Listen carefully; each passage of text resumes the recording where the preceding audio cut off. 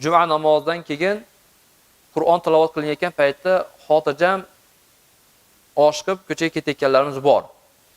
Zaruriy ish bo'lsa, din bundan qaytarmaydi, qoralamaydi. Zaruriy deb bilingan ish bo'lsa.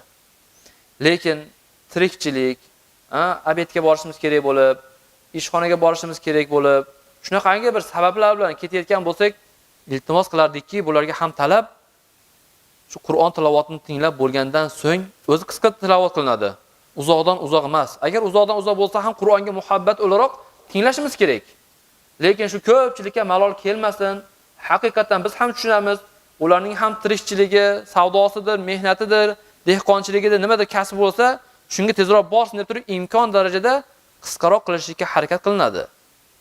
Lekin odatga aylanyaptiki, xotirjam tasbihdan keyin, duodan keyin tilovat boshlanganda yurib, hamma ko'pchilik yuryapti, hamma Qur'on tilovat qilayotgan, eshitayotgan paytda yurib xotirjam yurayotganlar bor.